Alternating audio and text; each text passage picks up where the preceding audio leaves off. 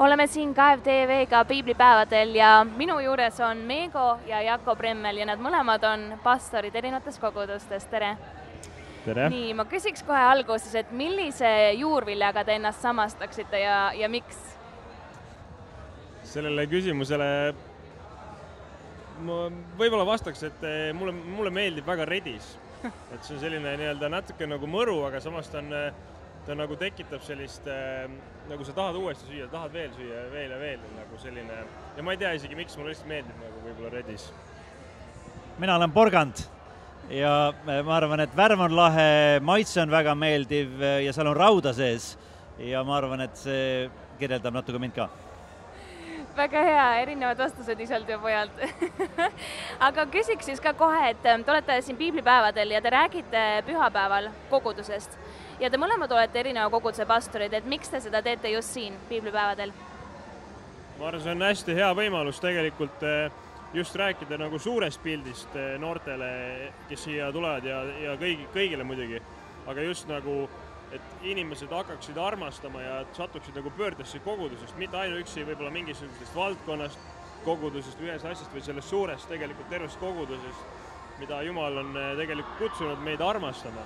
Nii et see on, ma arvan, üks hea nagu võimalus tuletada meelde uuesti, nagu, et mida tegelikult oleme kutsutud tegema siin, armastama nagu. Ma arvan, et noored otsivad kõik ise ennast ja see on selles vanuses, kus inimene kujuneb väga oluline, leida ise ennast. Aga kui me saame natukene vanemaks, siis me saame aru, et me leiame ise ennast alati ainult kontekstis kellegagi, suhetes.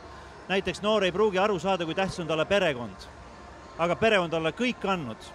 Ja ta näeb vahel võib-olla neid hetki või olukordi koduses ja perekondlikus elus, mis ei ole kohased ja see ütleb, mulle ei meeldi mu kodu või perekond. Aga tegelikult see ongi kõik, mis tal on. Suhted on alati jäävad. Ja samamoodi võib kogudusega olla, et noor tuleb piiblipäevadel, läheb mõnele teisele noorteüritusele, käib ühes koguduses teise ja naudib nagu seda, mida ta ise saab. Aga kuhu ta kuulub? Kes ta tegelikult on tänu kogudusele, kui ta on kristlane? Ja lõpuks Jeesuse jaoks on kogudus tema pruut.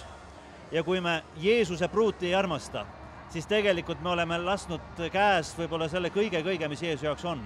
Nii et ma loodan ka, et selle piiblipäevade sees me õpime kogust väärtustama, armastama ja hoidma. Väga lähe. Aga kuidas teie leidsite enda koguduse? Minu puhul ma arvan, et üks on kindlasti see sfäär nagu enda kogudus, isiklik kogudus, kus ma panustan 3D kogudus, mis sai rajatud umbes 4,5 aastat tagasi minu enda poolt koos sõpradega. Aga jällegi, mida aeg edasi, mida rohkem, seda suuremalt ma näen seda, et tegelikult kogudus on laiem kui lihtsalt see minu kogudus või see, et tegelikult ma olen olnud mitmes väga erinevates koguduses seal, kus mu isa on olnud pastor varem. Ja see on kuidagi lihtsalt, et sa oled seal, kus parasjagu Jumal sind juhib nagu. Et ma arvan, et see ongi nagu see märksõna võib-olla, mis minu puhul on olnud ja ma arvan.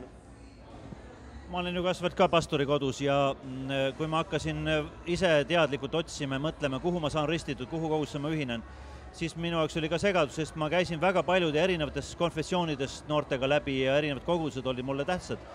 Aga ma käisin külastamas ühte tolleaegset vaimulikku isa Osvald Tärki. 2 korral küsin, et mis kogudusse ma pean astuma. Ja 1 korral ta ütles, et astu sinna, kus sa tunned, et Jumal sind paneb. Ja teine kord ta ütles, et astu sinna kogudusse, kus sa tunned, et selle koguduse õpetus on sinu arusaamise järgi piiblil kõige lähemal. Ja nende asjade koostööd ma korraga sain aru, et see on see kogudus, kuhu ma pean minema ja olema. Ja hiljem oleme ka õppinud seda, et Jumala kogudus on suur ja Jumal võib juhatada meid vahel ka ühes kogudust teise, aga see peab olema ka see minu perekond, kuhu ma kuulun, kus ma tunnen, et see on see, kus ma saan ja kuhu ma tahan anda. Väga lähe. Ja küsiks viimaseks küsimuseks, et mis on viimane piiblikirjakoht, mida te lugesite? No mina lugesin siin samas piiblipäevadel just kui jutlustaja pani seina peale Mattuse 16, kus on need mõtted, et kui sa tahad käia Jeesus järgi, siis sa pead salgama kõik selle, mis tegelikult võiks olla nagu sulle kallis ja tähtis, aga mis takistab tegelikult seda. Ja tuleb võtta tema rist ja liikuda ja ma arvan, et see puudutas mind ja ma tahan seda teha. Ma arvan, huvitav on nagu, et seda sama Matteuse teksti, paralleelteksti ma lugesin just hiljuti, kui ma eksis Luuka 9. peatükk vist, mis ütles samamoodi, et nagu, et võta enda rist nagu ja järgne mulle ja seal just Jeesus nagu rõhutas, ütles seda kõikidele ja see kuidagi mind nagu kõnetas ka, et see ei ole nagu valikuline, see ei ole nagu selline nagu suur ohverdus iseenesest, enda elu mahapanek, enda mahasurumine ei ole nagu osadel inimestel või pastoritel või kellel iganes, vaid see on tegelikult kõikidele kristlastele ja see tekst võib-olla kuidagi nagu mind viimasel kõnetas kõige rohkem.